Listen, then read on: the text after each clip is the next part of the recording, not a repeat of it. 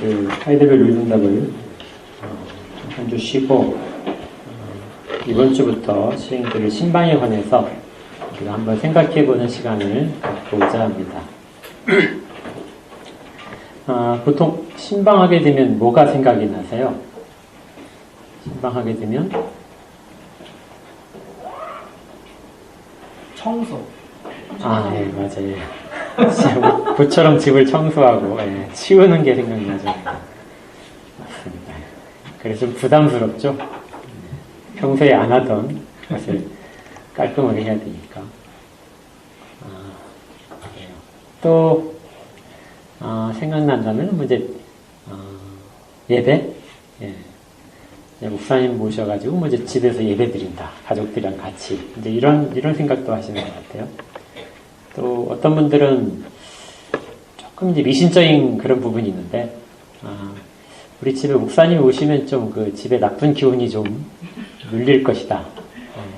목사님 기도를 여기서 한번 해주시면 나쁜 것들이 막 쫓겨날 것이다. 이제 그렇게 생각하시는 분도 있어요. 그리고 이제 평소에 목사님이랑 식사를 한 번도 못했으니까 특별히 좀 식사를 한번 해보자. 뭐 대접하자. 뭐 주의 종을 대접하면 복 받는다더라. 뭐 그렇게 해서 이제 식사 대접을 또 하시는 분들도 있습니다. 아무튼 이제 우리한테 어떤 신방이 즐거운 일이 아니고 뭔가 부담이 드는 일로 언제부턴가 이렇게 작용을 해서 피하고 싶어하는 그런 부분이 있을 수도 있어요. 이런 것들은 사실은 모두가 다 좀 부족한 생각들입니다. 그러니까 신방에 이제 원래 신방을 하도록 되어 있는 목적과 좀 거리가 떨어져서 변질된 그런 것이라고 생각을 하시면 돼요. 그래서 이번에 우리가 신방을 할 때는 조금 더 원칙에 근거해서 그렇게 해보려고 합니다. 여러분들이 조금 어색할 수도 있어서 이제 시간을 별도로 해서 우리가 성경 속에서 찾아보고 또 왜 우리 그 선배들이 했던 종교개혁 이후로 신방에 대해서 어떻게 생각했는가 하는 부분들을 같이 한번 나눠보고자 합니다. 결론을 얘기하면 신방의 목적은 예배에 있진 않아요. 그래서 목사님 오셔가지고 우리 집 예배 드려주세요. 이것이 신방의 목적은 아닙니다. 목사님하고 식사하는 것도 신방의 목적이 아니에요. 목사님이 가서 기도해주면 귀신이 떠나는 것도 신방의 목적은 아닙니다. 가장 우선적으로 신방이 그 언급이 되는 것은 아픈 사람이죠. 병자가 있거든 장로를 청해서 기도를 부탁드리는 것. 이것이 이제 신방에서의 어떤 그 가장 중요한 요소 중에 하나입니다. 환자들은 대부분이 그 공예배에 참석을 할 수가 없죠. 그래서 지금은 이제 뭐 인터넷이라도 되지만 옛날에는 그게 전혀 안 되니까 이제 사역자들이 돌아가면서 이제 그 환자들의 집을 방문을 해서 같이 예배를 드려주는 이제 그런 일들이 있었습니다. 또 성찬도 그렇게 해서 시행되기도 했었어요. 그러니까 교회에서 성찬을 하고 나서 남은 것들을 가지고 신방을 하면서 성찬을 같이 나눌 수 있도록 한 부분도 있었습니다. 그러니까 공예배에 참석하지 못하는 사람들을 찾아가는 것, 이것이 이제 신방의 한 요소였던 거죠. 그러나 그 환자들만 찾아가는 것이 신방이 아니고 다른 이제 찾아가는 것들도 얼마든지 시행이 됐습니다. 이건 성경에서도 그렇게 나와 있어요. 결과적으로 신방은 무엇을 하기 위한 것이냐 했을 때 성도들의 영적인 형편을 살펴보는 것입니다. 목회자가 성도님들이 이렇게 교회 공동으로 모여서 공적인 자리에서의 교제, 이렇게 하면 이제 전체적으로 다 교제를 하는 거잖아요. 그렇게 한 결과와 각 가정에서 이걸 우리가 이제 좀 공적인 것과 사적인 것으로 구분을 이제 한다면 사적인 영역, 개인의 가정에 그 가정만, 뭐 이제 혹시 가정이 이제 없다면 개인적으로 그분의 신앙생활이 어떠한가, 그런 것을 살피는 것이 영적인 형편을 살피는 것입니다. 그러니까 왜 영적인 형편을 살필까요?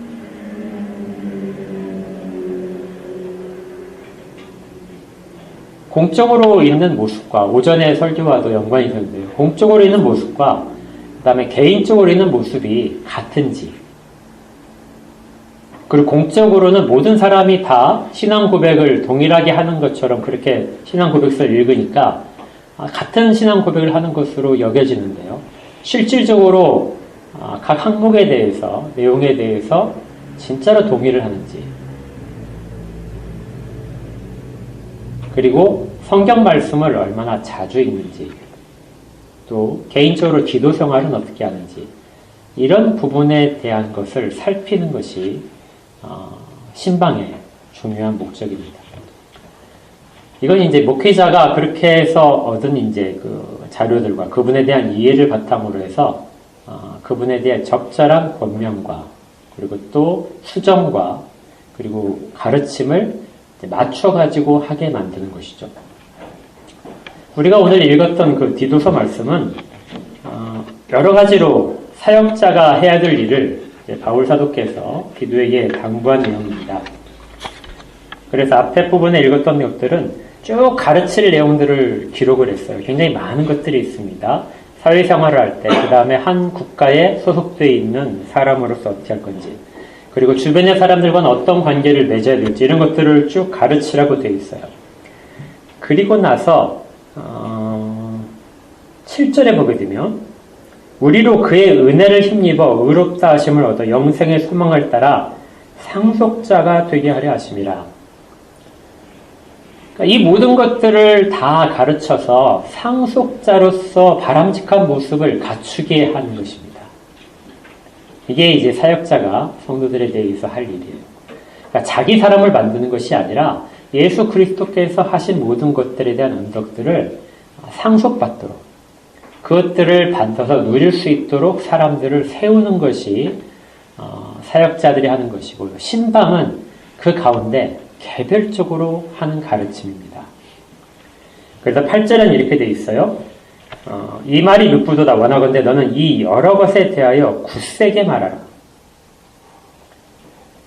이 가르쳐야 될 내용들을 분명하게 가르치라는 것이죠.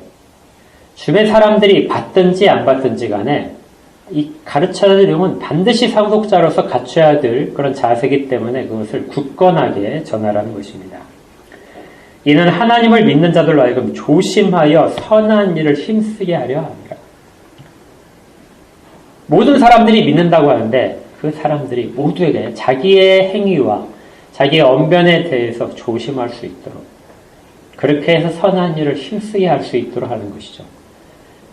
그런데 이것을 어떤 방법을 통해서 하느냐 했을 때 공적으로 예배 가운데서 선포되는 말씀 속에서 가르치는 것이 이루어집니다. 이때는 이제 모든 사람이 동일하게 참여를 하기 때문에 그 사람이 과연 어느 정도까지 이해를 하는지, 얼마나 그의 행동으로 연결이 되는지를 확인할 방법이 없어요. 그리고 각 사람의 상태에 따라서 어떤 상황인지도 파악이 잘 안 됩니다. 그래서 초대교회 때는 이것을 각 가정을, 집을 방문하면서 가르쳤어요. 그러니까 함께 모여서 가르치고 그 다음에 각 가정을 돌면서 가르치게 됩니다. 이것이 사도행전 20장에서 사도 바울이 하신 그 사역 중에서 나타나 있어요. 사도행전 20장을 한번 찾아볼까요?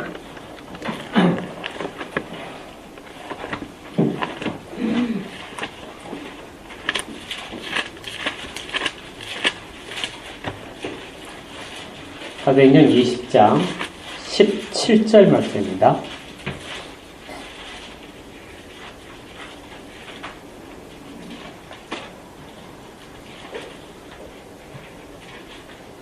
사도행전 20장 17절부터 21절까지의 말씀을 제가 읽어드리겠습니다. 바울이 밀레도에서 사람을 에베소로 보내어 교회 장로들을 청하니 오매 그들에게 말하되 아시아에 들어온 첫날부터 지금까지 내가 항상 여러분 가운데서 어떻게 행하였는지를 여러분도 아는 바라. 그러니까 사도 바울께서 선교 여행을 떠나셔서 아시아에 처음 들어올 때부터 계속해서, 여기 이제 아시아는 소아시아를 말하죠. 계속해서 가르쳤던 내용들을 지금 에베소 장로들에게 상기시킵니다. 곧 모든 겸손과 눈물이며 유대인의 관계로 말미암아 당한 시험을 참고 주를 섬긴 것과 어느 한 순간도 편한 적이 없었다는 거죠. 유익한 것은 무엇이든지 공중 앞에서나 각 집에서나 거리낌 없이 여러분에게 전하여 가르쳤다. 그러니까 여기에서 공중 앞에서, 그러니까 사람들이 많이 모여있는 곳이죠. 그곳에서 가르친 부분도 있고 각 집에서, 그러니까 믿는 사람들 가정을 방문을 해서 별도로 가르쳤다는 것이죠. 그러니까 가르침은 두 가지가 다 있었다는 겁니다. 그러니까 모여서 전체적으로 말씀을 선포하고 같이 가르치는 내용이 있었고, 각 가정마다 돌아다니면서 그 받은 내용에 대한 점검, 그리고 개인적인 가르침들, 부족한 부분에 대해서는 보충을 하고 잘하고 있는 부분에 대해서는 격려하면서 그렇게 방문해서 가르친 내용들을 우리가 신방이라고 생각을 합니다. 그렇게 함으로써 21절에 유대인이나 헬라인에게나 그 가정들 가운데 가리는 부분이 없었다는 거죠. 잘 믿고 있다는 사람이나 아니면 전혀 낯선 이방인 출신이든지 어떤 것도 사도 바울께서 방문하는 데 있어서 제한 조건은 없었습니다. 동일한 내용을 가르쳤어요. 하나님께 대한 회개와 우리 주 예수 그리스도에 대한 믿음을 증언했다. 그러니까 신방을 통해서 가르치는 내용도 동일합니다. 첫 번째가 하나님께 대한 회개인 것이죠. 자기의 생활을 돌아보면서 그 중에서 잘못된 부분에 대해서 지적을 해주고 그것을 고치도록 권면을 해주는 것, 이것이 회개를 촉구하는 것이고요. 그리고 또 그의 믿음이 정말 바른 내용으로 되어 있는지를 확인하는 작업을 합니다. 우리 주 예수 그리스도에 대한 믿음, 그것이 바르게 들어가 있는지 그 부분을 확인하는 작업이 이 신방을 통해서 이루어졌다는 것이죠. 그래서 개별적인 가르침, 사적인 가르침, 이 부분을 신방의 원래 목적으로 생각을 합니다. 그러다 보니 그것이 예배라는 형식을 통해서 잘 이루어지지 않았다고 봐요.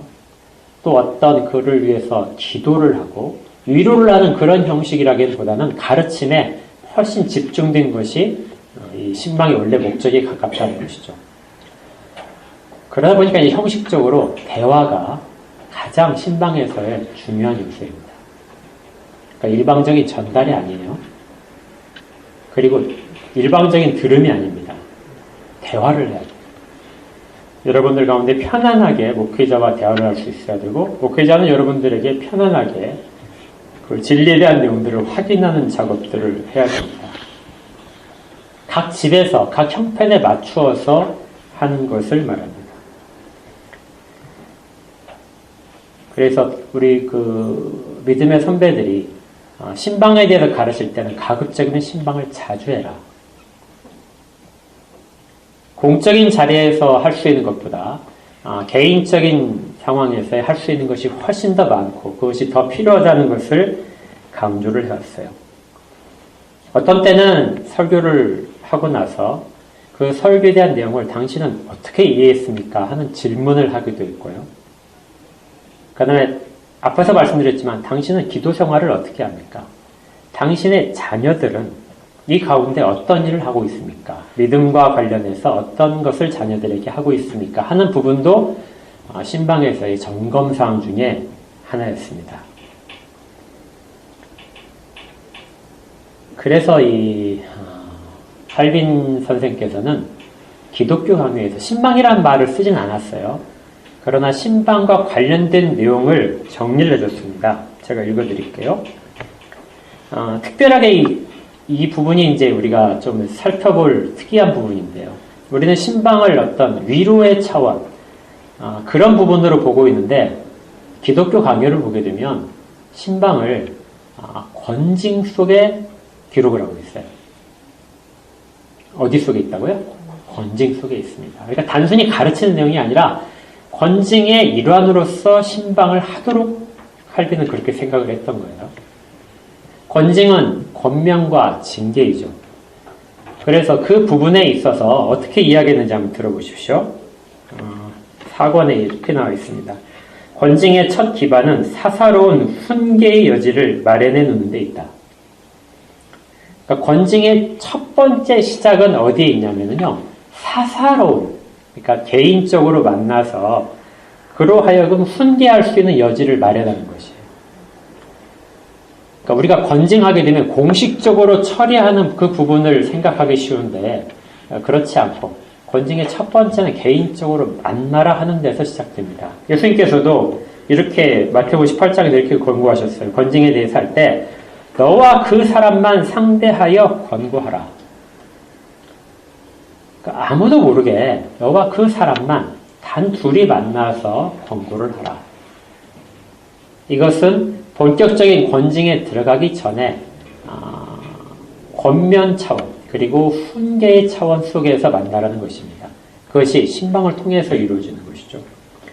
즉 누군가가 그의 의무를 기꺼이 수행하지 않거나 교만하게 행하거나 경건하게 생활하지 않거나 비난을 받아 마땅한 행동을 저질렀을 경우에 그 사람은 스스로를 허용하여 훈계를 받아야 하며, 그러니까 이 신방을 받는 사람이 스스로 자기를 허용을 하라는 것이죠. 신방을 할 때 이 훈계를 하는 것을 어렵게 그리고 부담스럽게 부정적으로 보는 것이 아니라 스스로를 허용을 해야. 상황에 따라 필요한 경우에는 각 사람이 그 형제를 훈계하도록 노력해야 된다. 그러나 목사와 장로들이 특히 주의를 기울여 이를 행해야 된다. 그러니까 무절제하게 행하지 말고 정말 신중하게 그렇게 행하라는 것입니다. 말씀을 전하는 것만이 아니라 전체적인 교훈으로 충분하지 않을 경우에는 언제나 집집마다 경계하고 권면하는 것이 그들의 임무이기 때문이다. 그러니까 신방은 임무 속에 들어가 있어요. 그 목사와 장로가 신방을 하는 그 주체자가 됩니다. 실질적으로는 하나님께서 그 가정을 방문하는 것인데 그것을 목사와 장로를 통해서 하시는 것이죠. 그리고 목사와 장로는 전체적인 교훈을 하는 것만으로 부족하다고 생각을 할 때 그때 집집마다 방문을 해서 경계하고 권면하는 것. 이것이 임무로 주어진 신방이라는 것입니다. 우리가 아까 읽었지만 사도행전 20장에서 보듯이 바울은 이 일에 대해서 아주 신실하게 수행을 했습니다. 그가 할 때 사람들에게 유익이 되는 것이라면 어떤 것도 가리지 않았어요. 일시적으로 그것이 사람들로 하여금 불쾌한 감정을 느낄 수도 있습니다. 방문할 때 목사나 장로가 당신이 무언데 내게 그런 훈계를 해 하고 반발을 일으킬 수도 있어요. 사도 바울도 충분히 그런 것들을 겪었습니다. 그가 얼마나 오랫동안 눈물과 그리고 인내를 통해서 그것을 했는지가 기록되어 있죠. 거절당했다고 해서 사도 바울이 방문을 멈추지는 않았을 겁니다. 여전히 계속해서 방문을 했죠. 그리고 편지 글을 보낸 것을 알게 됩니다. 만약에 그 사람의 영혼에 정말로 유익한 것이라면 멈추지 않아야 됩니다. 그가 받아들이기를 거부하고 반항을 한다 할지라도 그것을 거리끼지 않고 했던 것이 사도의 사역이었어요. 만약에 책망할 필요가 있다면 과감하게 하고 그리고 또 격려를 할 거라면 아낌없이 격려를 했던 것이죠. 영적인 형편을 살펴서 가장 적절한 것 그리고 실제적으로 모인 상태에서의 드러난 것들을 권면을 하는 것입니다. 그리고 이 단계에서 받아들여지지 않았을 때 그때 비로소 이제 공적으로 권징의 차원으로 넘어가기 시작하는 거예요. 기독교 강요에서는 이 신방이란 말을 쓰지 않지만 칼빈이 이제 만들어놨던 제네바 교회의 질서서라는 것이 있어요. 구체적으로 어떻게 교회 질서를 회복해 갈 것인가 하는 부분을 했던 부분에서 이런 부분이 있습니다. 신방에 대해서 장로들은 가정을 신방하여 누군가가 권면이나 위로를 필요하는지 확인하라. 자녀들이 하나님의 말씀으로 잘 교훈을 받고 있는지를 살필 것이다. 이를 통해 봤을 때 신방은 정기적으로 특별한 목적을 가지고 했고 이것이 권징과 권면 속에 연결이 되었다는 겁니다. 우리 합신교단의 헌법에서도 이걸 정하고 있어요. 신앙 고백에서는 신방이라는 것을 다루진 않습니다. 왜냐하면 이것은 이제 정치 속에, 교회 정치 속에 있거든요. 이 교회 정치 속에서 장로에 대한 직무를 정해놨는데요. 여러 가지가 있습니다. 그 중에서 신방과 관련된 부분만 제가 읽어드릴게요. 신자를 신방하여 위로하고 교훈하며 보살핀다. 신자를 신방하되 특별히 병자와 상가를 찾아 위로하며, 그러니까 위로는 병자와 상가를 찾아서 위로를 하는 것이에요. 또 가르치는 부분에 있어서는 교훈한다는 부분은 이렇게 되어 있습니다. 진리를 잘 알지 못하는 자와 어린아이들을 가르치며 돌봐야 된다. 그러니까 신방을 통해서 진리를 잘 모르는 사람들. 여기에 어린아이들은 실제적인 어린아이뿐만이 아니라 영적으로 미성숙한 사람들을 가르치기도 해요. 그들을 가르치며 돌봐야 된다. 또 일반 신자보다 장로는 개인적인 의무와 직무상 책임이 더욱 중하다. 네 번째는 신자의 신앙을 살피고 위하여 기도한다. 그러니까 영적인 부분을 살피게 되면 그 영적인 부분을 가지고 그냥 권면하고 책망하는 것으로 끝나는 것이 아니라 신방한 사람은 그것을 가지고 기도를 한다는 것이죠. 그러니까 여러분의 기도 제목을 받아가지고 기도를 할 수 있어요. 그것이 여러분의 가장 강렬한 소명일 수 있습니다. 그러나 그것뿐만이 아니라 목회자가 신방을 해서 여러분의 영적인 형편을 살핀 결과 그리고 권면을 하고 나서 그것들을 그냥 일회성으로 그치는 것이 아니라 지속적으로 그 부분을 성령 하나님께서 이루어 주시기를 붙들고 기도를 하라는 거예요. 영적인 형편을 살펴서 거기까지 목양에 연결이 되는 겁니다. 장로는 신자와 함께 기도하며 위하여 기도하고 목사의 설교를 바로 이해하도록 도와준다. 그러니까 이 부분도 우리가 기억할 필요가 있어요. 그러니까 우리 교회는 아직 장로가 없으니까 이제 목사가 목사도 장로입니다. 그렇게 해서 같은 일을 하지만 만약에 이제 장로가 세워지게 되면은 장로는 신방을 해야 돼요. 신방을 해서 목사가 가르친 내용이 실질적으로 성도에게 잘 전달이 됐는지, 이해하지 못하는 부분은 없는지, 그리고 그것이 삶으로 연결이 되고 있는지를 살피는 것. 그래서 이번에 제가 신방을 할 때 여러분에게 이제 묻는 질문 중에 그것도 있을 거예요. 설교를 들을 때 어느 정도나 이해가 됩니까? 어느 정도나 받아들여집니까? 혹시 설교 내용 중에 받아들이지 않는 부분이 있습니까? 하는 부분들도 질문을 할 겁니다. 그러니까 단순히 그냥 설교가 끝나는 것이 아니라 신방은 설교의 연장선 속에서 가르침이 베풀어진다는 것을 기억하셔야 되는 거예요. 그래서 신방은 교리 교육도 같이 따라가고요. 영적인 위로도 있습니다. 권면도 베풀어주죠. 그리고 삶의 모습에서의 적절한 제안과 충고도 있습니다. 그러니까 네 가지 형편, 네 가지 영역 속에 이루어질 거예요. 첫 번째가 신앙에 대한 영역을 물어볼 겁니다. 물론 여러분 취조하듯이 1번 당신의 신앙은 어떻습니까? 뭐 이렇게 물어보는, 이걸 믿습니까? 뭐 이렇게 물어보진 않아요. 그러니까 대화를 하면서 편하게 합니다. 그러나 이제 그 속에서 자연스럽게 신앙에 대한, 자기의 신앙에 대한 이야기를 여러분들이 꺼내셔야 돼요. 물론 제가 꺼낼 수 있도록 저도 이제 대화를 이끌어야 되지만 여러분들이 가감 없이, 숨김없이 아까 했었잖아요. 허용해야 됩니다. 그러니까 그렇지 않으면 영적인 형편을 살필 수가 없어요. 그리고 그것이 어떤 교정의 작업으로 들어갈 수가 없습니다. 나는 신앙이 다 좋아. 그래서 교정될 필요가 없어. 그분은 신방이 필요 없다는 분이에요. 그러나 우리가 알듯이 우리 모두가 다 부족해요. 네. 뭐 제가 신방을 한다고 해서 여러분보다 뭐 제가 다 뛰어나서 여러분들 권면을 할 수 있는 것도 아니에요. 그냥 권면하는 자리에 세워져 있기 때문에 말씀에 비추어서 할 수 있을 뿐입니다. 허용을 하셔야 돼요. 신앙에 대한 부분을 점검을 할 필요가 있습니다.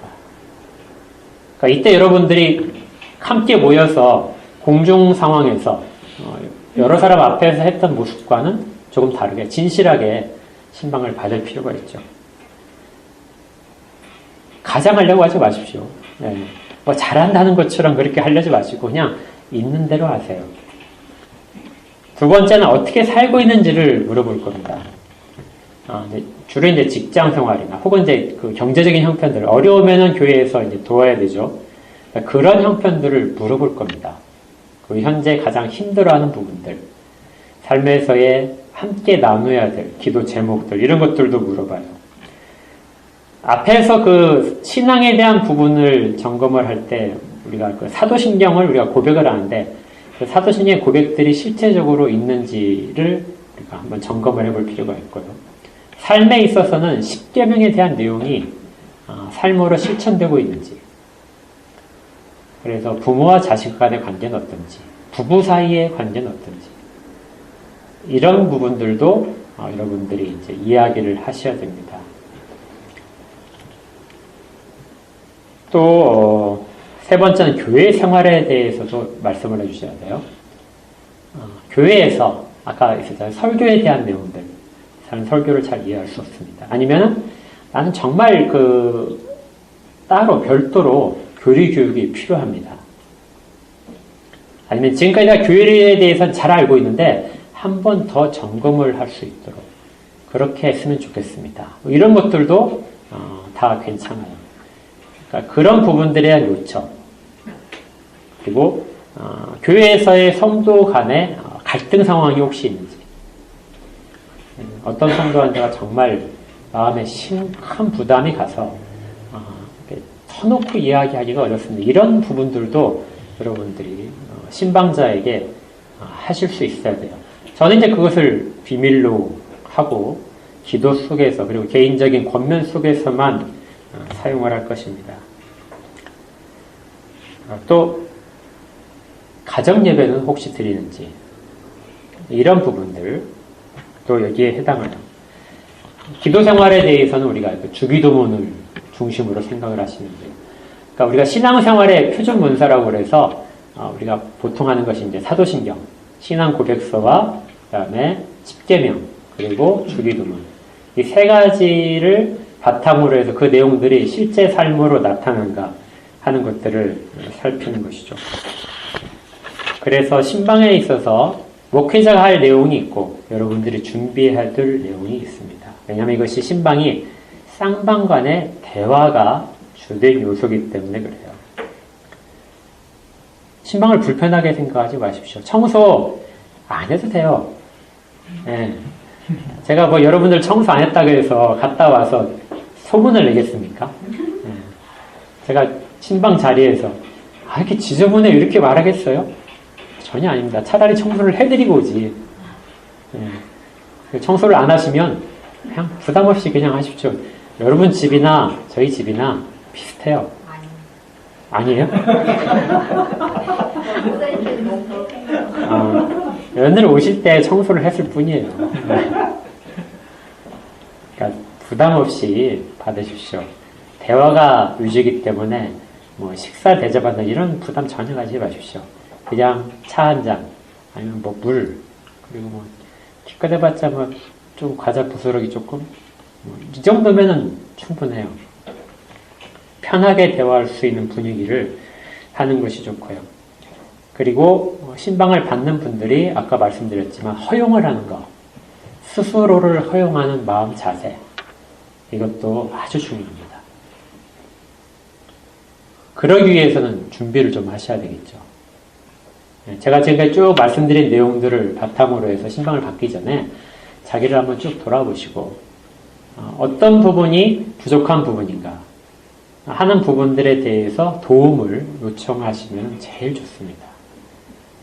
그래서 신방은 결과에 대한 책망이 아니에요. 신방은 여러분들을 찾아가서 잘못된 부분을 탁탁탁 꼬집어서 메모를 쭉 해가지고 괘씸죄 이렇게 해서 몇 점 점수를 매기는 게 절대 아닙니다. 이게 예방 차원이라고 생각하시면 좋아요. 여러분의 신앙이 조금 더 장성한 분량이 될 수 있도록, 온전하게 설 수 있도록 도와주는 것. 함께 있을 때는 다른 사람과 파묻혀서 드러나지 않지만 개별적으로 만나면서 개별적인 도움을 받는 것. 이것을 신방이라고 생각을 하시면 돼요. 이렇게 할 때 결과적으로 최종적인 목적은 예수 그리스도의 몸된 교회를 세우는 것이에요. 각각의 지체가 건강해졌을 때 이 건강해진 것을 가지고 전체 몸이 바르게 설 수 있죠. 균형 잡히게 설 수 있도록 하기 위해서 신방이 이루어진다 생각하면 돼요. 기독교 강의에 있었나요? 다른 고백서에는 제가 기억이 잘 안 나는데, 신방은 근육을 키우는 것이다, 이렇게 표현을 한 것이 있더라고요. 뼈대는 다 갖춰져 있어요.